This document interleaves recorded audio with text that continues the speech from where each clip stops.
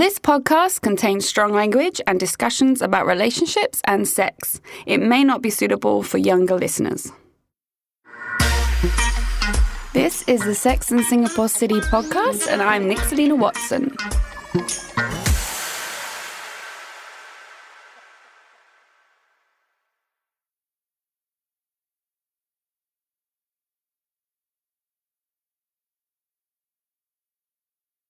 Hello, it's me, Nixalina. I'm back with another episode of my awesome podcast.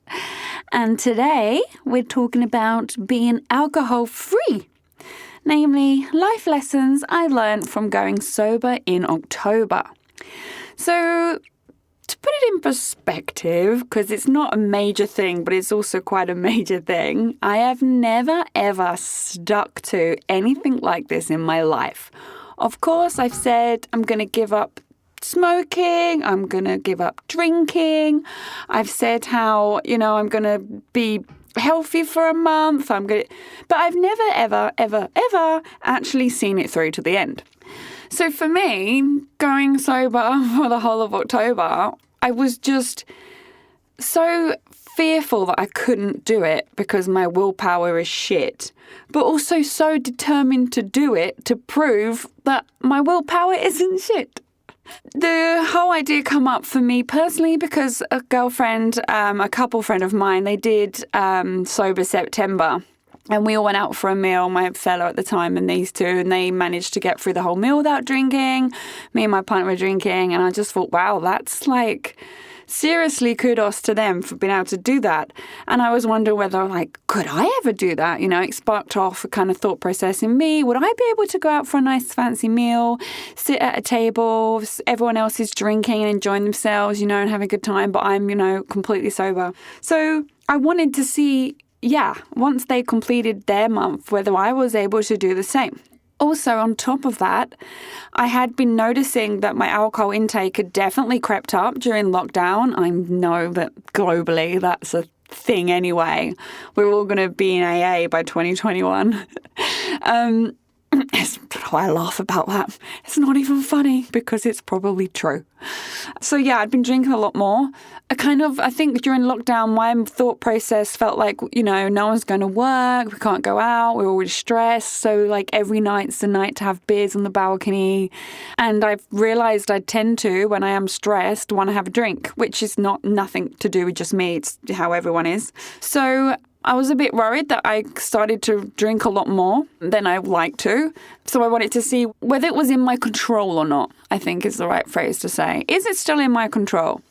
Do I choose to drink a lot because I like drinking? Do I drink for an emotional comfort? Do I drink through stress? So I just wanted to see how this would play out. And the main factor for going sober October for me was that it coincided with a separation I'm going through. And I wanted to go through it sober because I didn't want to numb any feelings and drink away any kind of pain, because I'm aware that if you do that, you kind of heal a lot later on.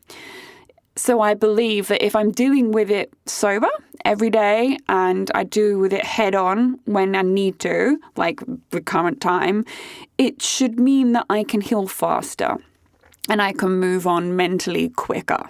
I mean, whether that's true or not, I don't know. Ask me in January, February 2021 how I'm doing then.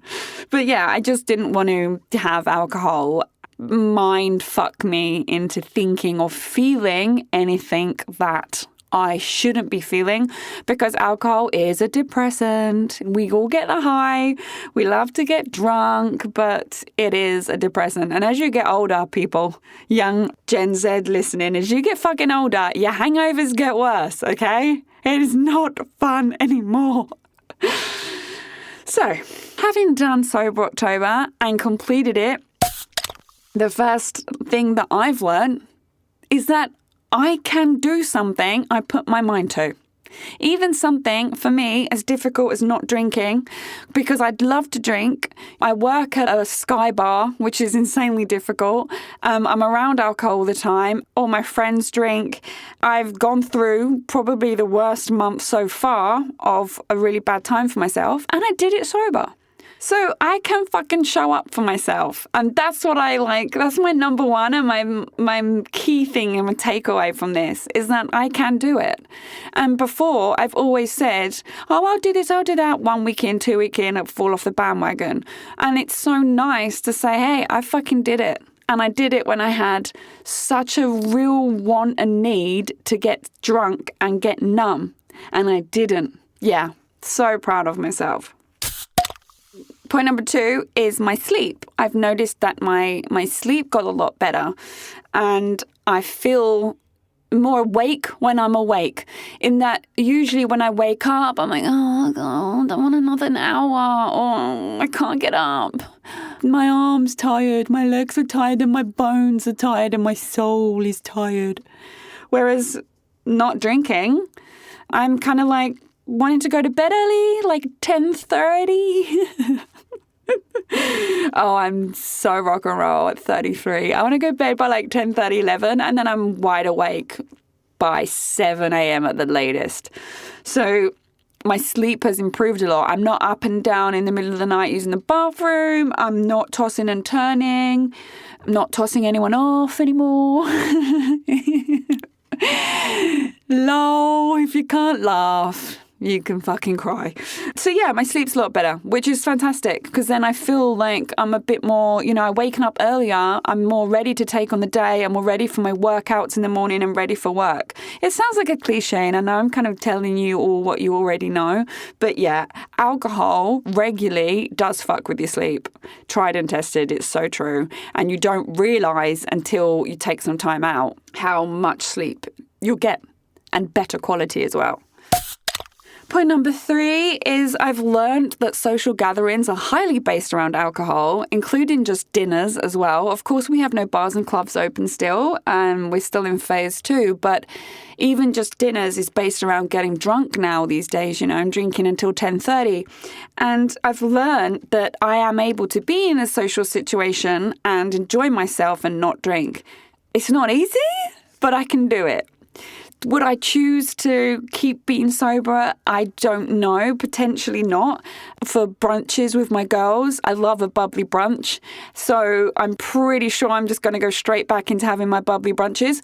But I will curb that down and make it less frequent. And any other social gatherings, if I can have alcohol alternatives, I absolutely will.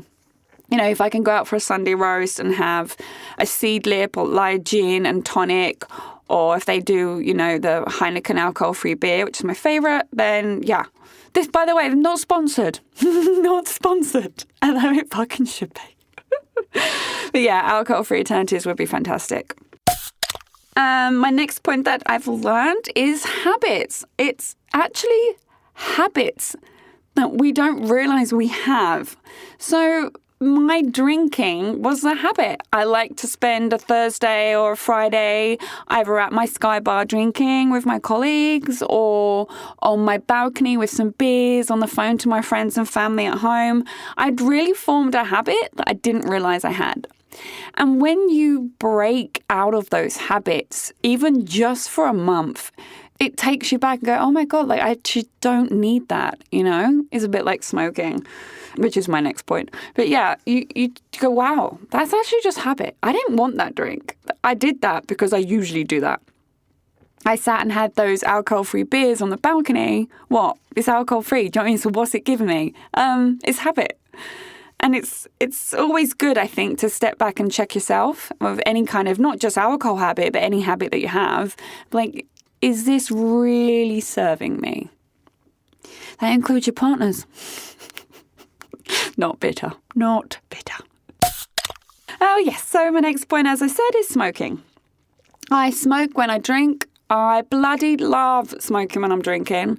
Annoyingly, I started smoking when I was at uni. I was so against it before then. And now I'm like, shit, it's nearly 15 years of my life I've been a smoker. I used to smoke much more, but now I only smoke socially, which is when I'm drinking. So I also feel when I'm drinking, I find reasons to drink so I can have a cigarette. I've obviously cut down on smoking since I stopped drinking. They pair go hand in hand, and I feel like there's huge benefits to that as well. Obviously, any smoker who stops smoking or cuts down, you'll feel the difference in your throat, your lungs, your mind, your head. It's really nice to kind of be able to step away from the cigarettes. Will I go back to smoking when I'm having bottomless Prosecco? Yeah, probably. But once again, I'd like to be able to keep curbing that and say, okay, I'm only going to now do that when I'm out drinking with my girlfriends. And I'm only going to do that a couple of times a month and start addressing those habits to make my health a little better and really moderate the kind of lifestyle I was living before. My next point is something I never thought I would learn from the Sober October challenge, but my nighttime routine has completely changed. I now enjoy doing yoga. I now enjoy reading a book, doing more blogs. I've had so much more time when I'm not drinking or hungover. So I kind of changed my habit and my nighttime routine. It's so weird. I'm like, fuck, I can go home and write 2 more blogs. I can go home and plan a YouTube video. I can go home and plan my content. I can go for a walk or a jog. I can do 90 minutes of yoga. And even then I've still got time to have some dinner, to chase. You're like, I got so much more fucking time. And that is one of the major life lessons I didn't think I'd learn is time, how much more time I would have. I've got loads more. And I love getting in from work now and having an evening routine that I didn't have before because I was either pissed or hungover as hell. Are you living your best life?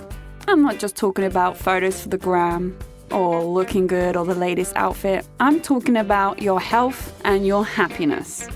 I, for one, really want to live my best life, which is why I've kind of turned my attention on my exercise routine and my food choices. If you haven't done so yet, I encourage you to listen to my podcast episode with Heather from Sweet Life Asia, where we talk about food choices, lifestyle, and basically her own weight loss journey.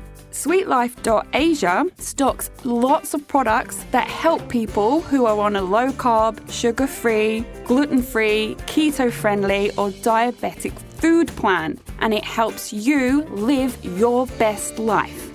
She has products to help bake, she has recipes, she has a weight loss journey, and she has sauces, condiments, meats, anything you can want to add to your cupboard. For my listeners, I have a special promo code, which is fantastic, and I can give you 20% off your entire cart from Sweet Life Asia. Just use promo code SEXYSWEET, which is SEXYSWEET, or alternatively, click on the link in the description of this episode, and that will take you straight to sweetlife.asia, where your promo code will be automatically applied upon checkout. Enjoy your products and live your best life. The main point I'm bringing up next is what everyone talks about when they're not drinking, and that's, of course, money. Unfortunately, I didn't really get a chance to scope how much money I've saved because I'm moving out at the same time. So obviously you've got deposits and 1 month rent up front and rent for the current place and all that drama. But I believe, looking at my bank account and keeping a check, that obviously the lack of drinking has really changed my spending. I'm not buying alcohol. I am buying alcohol-free beers for home, but I'm not even buying alcohol-free wines. They're about $21, $24. So I've just been buying sparkling white grape drinks and whatnot, elderflower press, just sparkling stuff to enjoy. Does the job for me, and it's $4 a bottle from Sainsbury's at Redmart. Also not sponsored, but love it. So yeah, the money side, I can imagine if I'd been going out, burying my feelings in alcohol with all my girlfriends every time they were out, I would be definitely a lot worse off. One of the major life lessons coming up is my mood swings. I got to be honest, my emotional reactions and moods have definitely changed since giving up smoking for the month. I've got so much more clarity on how I react. and I react in a way that I'm proud of. So, and when I say I'm proud of, I mean, I still go fucking off on one, right? I was going through a breakup. I'm not like, la, la, la, the sun is shining, all the birds are singing. You know, I'm fucking livid. And I'm frustrated, and I'm upset, and I'm angry. But I genuinely feel all those things. Whereas when you're drinking alcohol, it's all heightened. And you can often do and say stuff you don't really recall thinking or saying or doing. And you wake up the next morning like, where the fuck did that come from? I didn't even think that. I didn't even feel that. Why did I say that? Why did I do that? Whereas I don't have any of that. So when I am reacting or I am in a mood or I'm really sad, I'm like, oh, okay, I'm sad because this happened, or I'm sad because of PMT, or I'm sad because I watched David Attenborough, and God, that guy, man, he just gets to us all, doesn't he? Oh, David, never leave us, please. I know you're 93, but never leave. So with no alcohol, you've got just an intense clarity on your mood, your reactions, your emotions, and you feel very in control, because obviously when you're drinking so much, you're out of control. So yeah, that's a real game changer for me, to be honest, and a real highlight for being a lot more sober than I was. My final life lesson is the main thing of hangovers. Hangovers. Put your hands up if any of you really love a hangover. Of course you fucking don't. Although I bet a lot of you wanted to just immediately put your hand up then. Because when everyone says, put your hand up if, you just go, yeah, my hand's up, fuck it. I don't know what I'm putting my hand up to. The hangovers, for me, as I said at the beginning of this episode, are just getting worse and worse and worse and worse. Right? And whilst free-throw bubbly brunches are getting cheaper and cheaper and cheaper, I was drinking a lot more and the hangovers were going in for the fucking kill. But it's not just a feeling of, you know, oh my God, I think I died last night. And you wake up and everything aches and your head aches and you can't look directly at sunlight. It's not just that. For me, I get overwhelmed with a lot of anxiety and shame and guilt. I get a lot of blackouts if I drink too much.